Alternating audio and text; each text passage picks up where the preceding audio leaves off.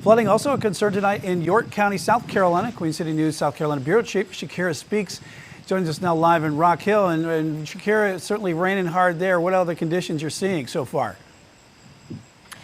Yeah, Brian, the rain has slowed down right now and you can't see it, but the water levels have significantly regressed. There's no flooding right now because the rain has slowed.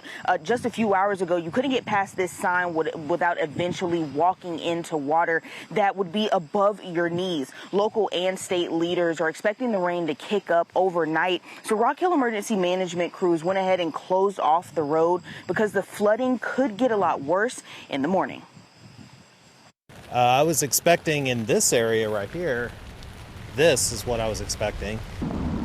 This is what it looked like around 4 o'clock Thursday afternoon when we pulled into this South Rock Hill neighborhood. It had already been raining for hours across the Carolinas as neighbors wait for Hurricane Helene to arrive, but Kings Drive was already partially underwater. I'm really hoping that the winds don't get too bad, because where our house is, there's a lot of really tall trees, and that's what makes me really nervous. But the folks around here, seeing all this flooding worries me here. This area of Kings Drive and Nearly Road sees heavy flooding often, but when Hurricane Helene was announced, neighbors were concerned that the flood levels would be higher than they have been in previous years.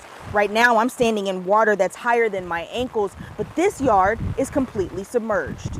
I didn't think it would be this bad until sometime tomorrow morning. We've seen where they've closed the road up here, and they already have the signs up there staging it to get them ready to close. South Carolina transportation crews have been trimming trees and clearing drains across the state since Monday. Officials say they're prepared for any potential impacts. These are teams of people who know what they're doing. They know the problem areas. So you think your maintenance crew, these maintenance crews, these are people that live in your area. These are people that live near these roadways and use these roadways to get to work every day. They know what to do. They know low-lying areas that flood often, so they're monitoring those roads.